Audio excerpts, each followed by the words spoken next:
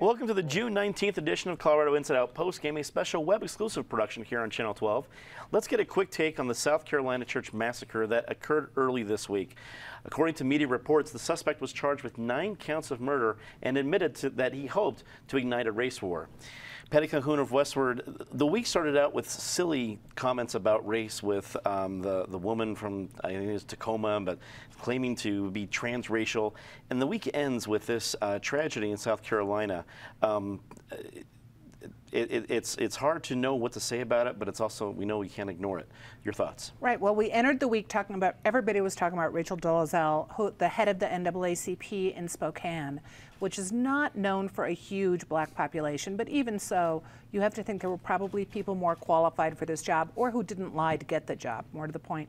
So, but we'd already had a lot of discussion about what race means. What does it mean to be black? What does it mean to pretend you're being black in this country? And then all of a sudden on Wednesday, we see the realities of what it can mean to be black.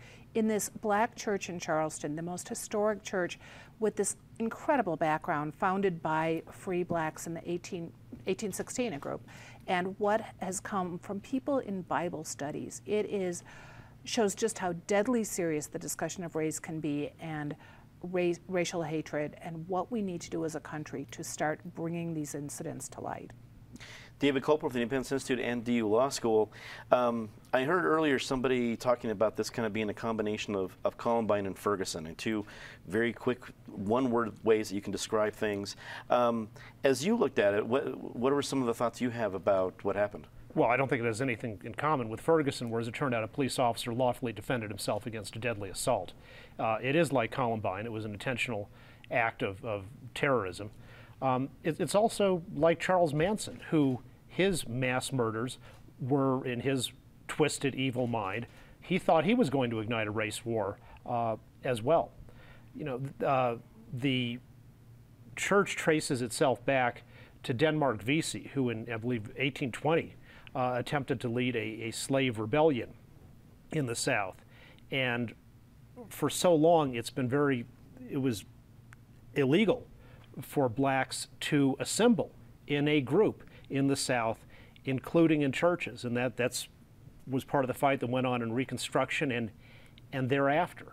And this right is still under attack, you know, no longer from the government, and no longer from the majority at all of the white population, but from an evil fringe. This guy was apparently a methamphetamine user and was pretty well known to everybody who had contact with him as a very dangerous person. And so, yeah, there still is on the fringe now that kind of pure evil. Penfield Tate, attorney of Greenberg Trauberg, also a longtime state lawmaker. We saw some services here in Colorado in tribute. President Obama has made comments about this. Do you think we're going to be able to see some conversation about this that might be able to get us to the next step to recover from this kind of tragedy?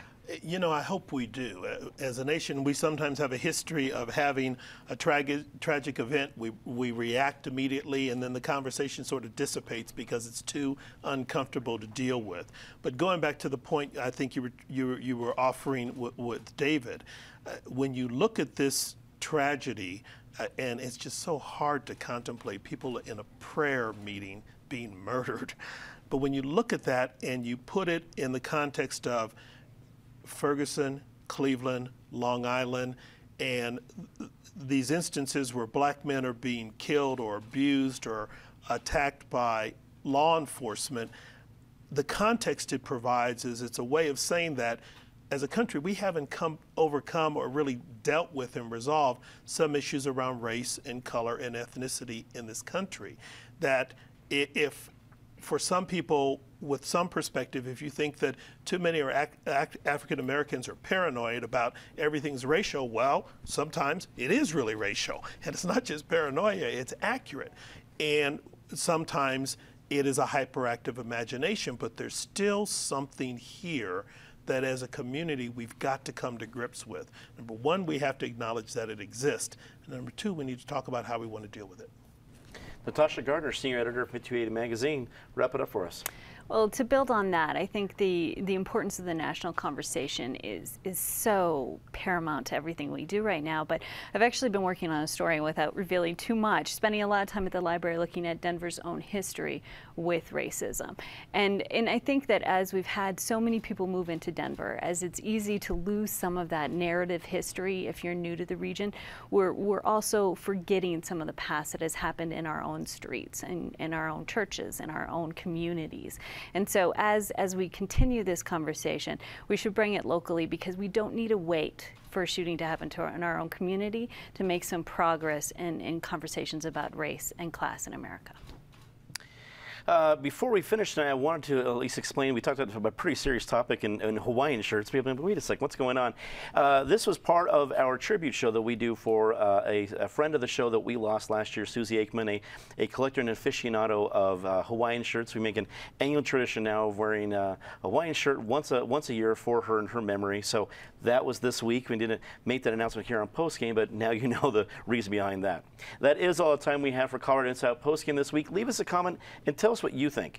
For everyone here at CPT12.org, I'm Dominic Dezzutti. Thanks for watching.